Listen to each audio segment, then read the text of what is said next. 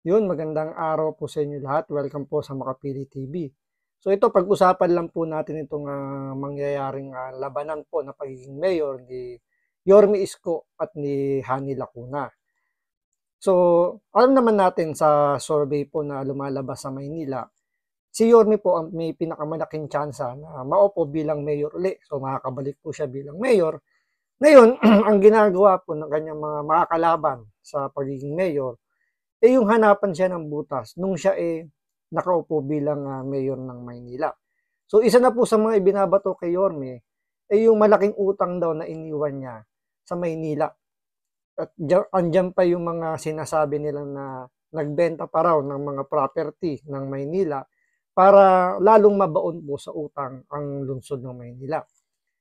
Ngayon, dito ipapaliwanag ni Yorme kung bakit niya ginawa at saan ba napunta yung budget na inutang niya. Kasi yun yung wala na sila bang makitang pwedeng iba to kay Yorme, kundi yung utang na iniwan niya. Pero may isang bagay ako napansin dito na may kahilintulad sa karakter ni Pangulong Duterte. Yun yung pag-take niya ng responsibility bilang mayor. Hindi na siya kailangan magtuturo, hindi na niya kailangan manisi pa. So tama yung sinabi niya rito na hindi naman niya hiningi. Hindi naman siya, hiningi niya yung pagiging mayor. So kabalikat ng paghingi niya, yung pagkuha rin ng mga naging problema ng Maynila. Hindi na yung parang ang dating siya ay inilagay ng taong bayan diyan sa Maynila. So meron siyang karapatang magreklamo, di ba? Dahil nga diyan siya ay nakiusap, siya ay kumandidato bilang mayor. So hindi niya na kailangang magturo-turo, manisi para lang i-justify kung ano nangyari sa Maynila. So ito, panoorin po natin ito. Tingnan niyo po kung ano naging, kumbaga yung karakter dito ni Yorme. Pansinin po ninyo na may pagkakahalintulad kay Pangulong Duterte. So ito, panoorin po natin to. Pero syempre, bago ang lahat, kung hindi ka pa nakasubscribe sa Makapili TV, baka pwede naman pong pakipindot po muna yung subscribe button at the same time. Palike na rin po ng video, wala naman pong bayad yan. Kaya pindot na. So ito, panoorin po natin itong mga naging sagot ni Yorme kung bakit nagkaroon ng malaking utang ang Maynila. So ito, panoorin po natin. Itong mga dating pumupuri sa akin, na ngayon ako na pinakamasama sa kanilang paningin. Ang sinabi, si Yorme, maraming iniwang utang. Narinig niyo na yan? Talaga? Pero hindi niyo pa sila narinig na nag-report kung ano ginawa nila ng 3 taon, ano? Pero yung sisi, narinig niyo na. Si Yorme, maraming iniwang utang. Gusto niyo malaman ang sagot? Dapat lang. Bakit? Pera niyo yun eh. Gusto niyo bang sa akin yung mismo marinig yung sagot? Dapat din. Bakit? Ang leader should be responsible to his action. Ang leader dapat maging responsable sa bagay na ginawa niya sa taong bayan. Tama po ba? Real talk, nay, taas ang kamay ng may anak dito. Sino may anak? Mali po kung dalaga pa kayo. Anak, meron kayo anak? Meron kayo apo? Meron kayo pamilya? Real time. Kapag walang makain ang pamilya nyo, gagawa nyo ng paraan. Di nga. Itatawid nyo? Iraraos nyo? Talaga? Tay, totoo ba ang kasabihan ng isang ina o isang ama o isang magulang? Isusubo mo na lang, bibigay mo pa sa anak mo. Totoo yun? Totoo? Yung din ang ginawa ko bilang ama ng 2 milyong Manileño noong panahon ng pandemya. So yun po.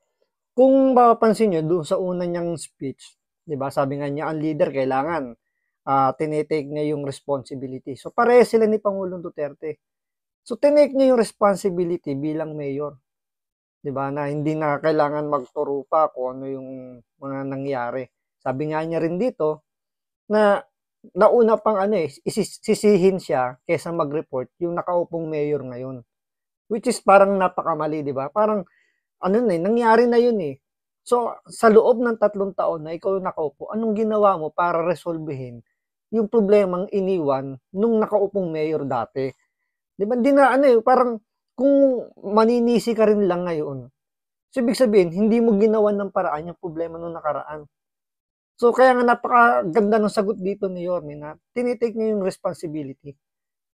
At the same time, nangyari yan pandemya. So, sabi nga niya rito, napakaganda nung sinabi ni Mayor dito eh. Bilang magulang, yung kakainin mo lang, isusubo mo lang, ibibigay mo pa sa anak mo. So, yung nangyari sa pandemya, ganun yung ginawa niya. Yung makukuha niya, o yung kanyang, gumawa siya ng drastic move niya para lang maisolba yung 2 milyong residente, mamamayan ng Maynila. So, diyan niya ginamit yung inutang niyang pera na para lang matustusan yung pangangailangan ng taga Maynila. Tuloy.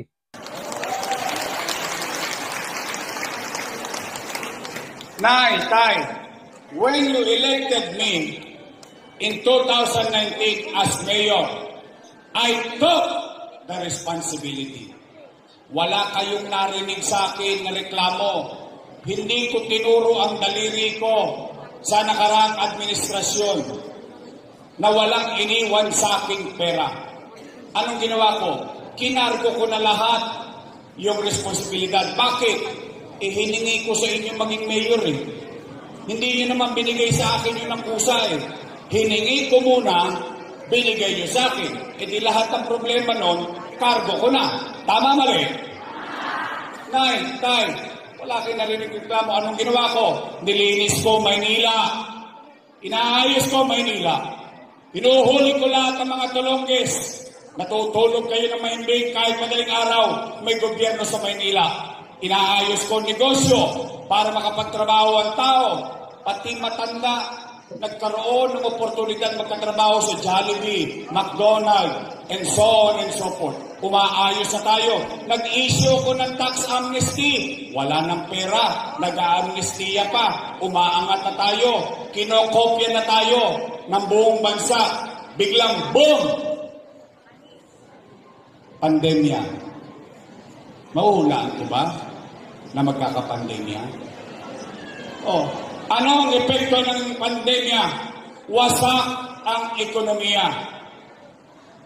Walang ekonomiya, walang hanap buhay. Walang hanap buhay, walang trabaho. Walang trabaho, walang pitsa. Walang pitsa, walang chicha. Tama, mali? Anong ginawa ko? 3 months. 3 buwan. Hindi ako umuwi ng bahay. Kahit 1 oras, tama ka na. Kahit 1 oras, 1 umaga o 1 gabi, hindi ko inuwian ang pamilya ko. Sa sityo lang ako natutulog. Nag-iisip ako anong paraan ang pwedeng gawin, paano itawid ang takot at gutom ng tao. Ano sabi ko noon? Sa Facebook, sa Capital Report, ano sabi ko? Ito eksaktong sinabi ko. Nay, Tay, mga lolo't lola ko, mga batang Maynila, pumanatag kayo. Huwag kayong matakot. Pag ako, wala nang may bebenta, wala na akong mautangan, nakita niyo itong relo na ito, ipatatas ako ito kay tambunting makaraos lang tayo. Ano naging epekto? Kayo na mga nangamuhay dito, saksing buhay sa Maynila noong panahon ng pandemya, walang nagutom sa lungsod ng Maynila.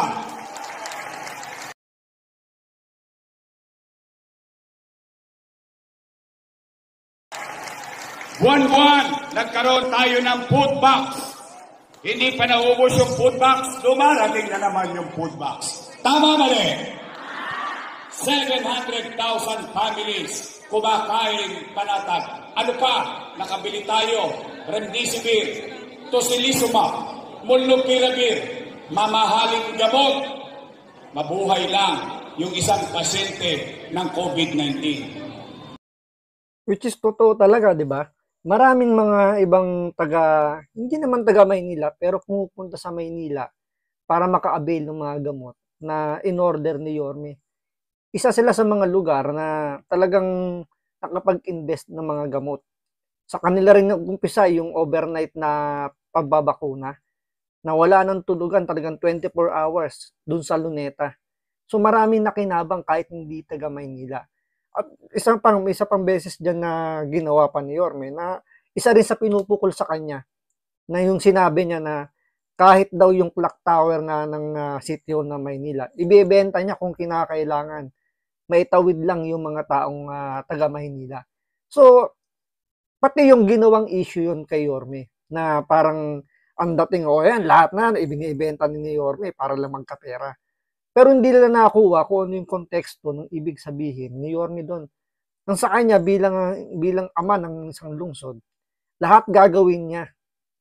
'Di ba? Bilang magulang, 'di ba? Lahat gagawin mo para lang ma-survive mo yung pamilya mo. Which is ganoon naman yung ginawa ni Yorme. So lahat ng pwede niyang pinaka-drastic move na pwede niyang gawing naaayon naman siguro sa batas. Siguro hindi naman siya gagawa ng isang bagay na ito ilabag sa batas, talagang susubukan niya para lang ma-survive yung taga Maynila. Tuloy. Nay, tay, siyasatin ninyo 1,600 LGU sa buong Pilipinas. Maynila lang ang nakabili ng sarili niyang bakuna laban sa COVID-19. 500,000 vaccines. India, nagkakaubusan ng oxygen. Pilipinas, nagkakaubusan ng oxygen. Maynila, bude-budegang tangke ng oxygen meron sa lungsod natin. Pilipinas, Metro Manila, nagkakaubusan ng ospital. Maynila, maniniwala ba kayo na nakagawa tayo 2 buwan lang ng ospital? 52 days nagawa ang COVID-19 field hospital sa Luneta, worth 300 million pesos. Nay, tay, habang kinakaharap ko yung pang-araw-araw na problema ng taong bayan sa kanan, yung pangarap ko para sa anak nyo, yung pangarap ko para sa apo ninyo, yung pangarap kong ipinangako ko noong 2019, hindi ako nagpaawat. Paano? Tinayo, Condominium 1. Condominium 2. Binondominium 1. Base Community. San Lazaro Residence. San Sebastian Residence. Pedro Hill Residence. Itinayo, Baseco Hospital.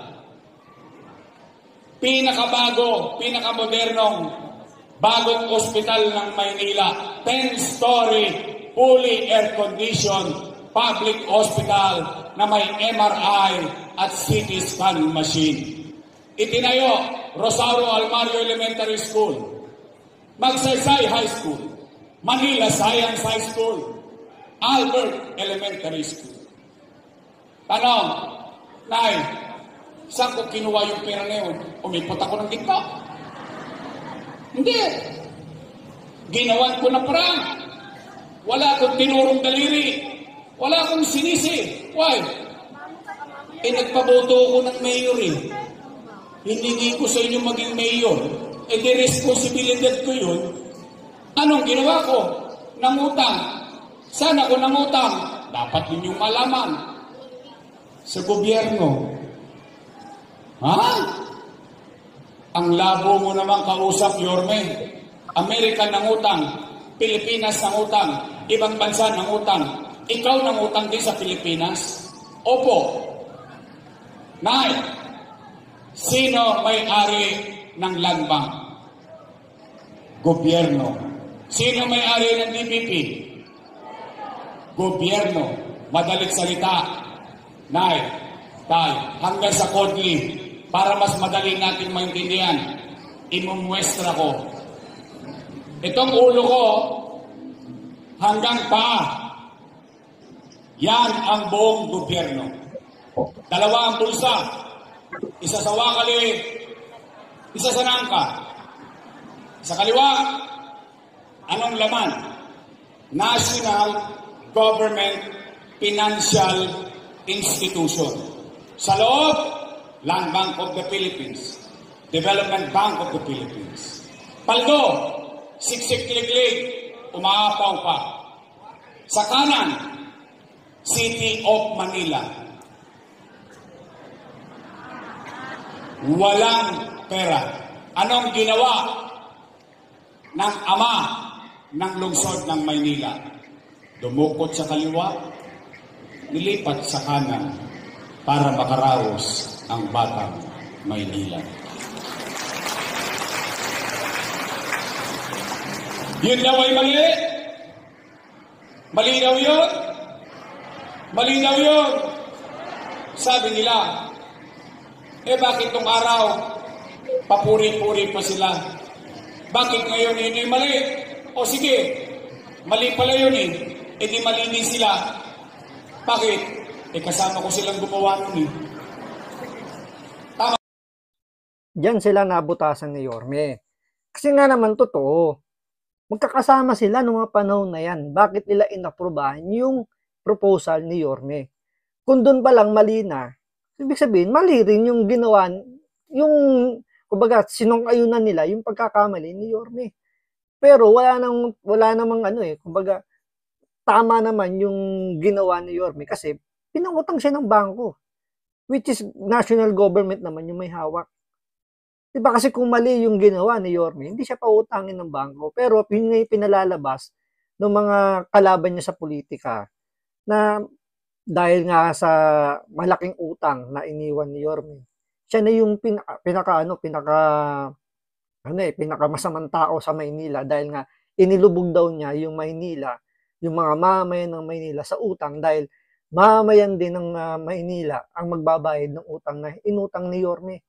Pero hindi nila nakita kung saan ba din nila yung inutang ni Yorme. Inisa-isa niya, di ba? Andiyan yung mga ospital, andiyan yung mga pabahay na ginawa niya, yung condominium, yung sa Baseco community, andiyan yung Manila Sud, pinaganda niya. So lahat yun, nakaka-counting lahat yun. Nakita ng mga taga Maynila kung saan dinala ni Yorme yung perang inutang niya. Kaya nga hindi nila kayang tibagin yung itong si Yorme kasi nakita nila yung mga ginawa ni Yorme. Pero isa lang po ang dito, diliwanagin po natin, hindi po tayo taga Maynila. Nagkataon lang po ang ating trabaho ay mostly nasa Maynila po yung area. Kaya naramdaman din po natin kung yung malaking pagbabagong ginawa ni Yorme nung siya ay nakaupo bilang mayor. At naramdaman din natin ngayon kung ano yung nangyari after na nung panunungkulan ni Yorme, nung siya kanila kunan ay nakaupo.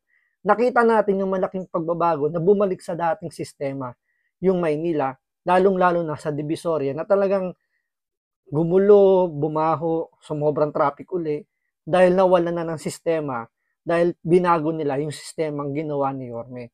So, mga taga Maynila, nasa inyo pong kamay yung magiging desisyon. Kung gusto nyo nang bumalik sa dati, bumalik si Yorme sa panunungkulang bilang mayor, o si Hani Lacuna na maging ituloy niya yung kanyang second term bilang mayor. So, nasa inyong pagpapasya po yan. So, maraming salamat sa panonood. Ingat po kayo lagi. God bless.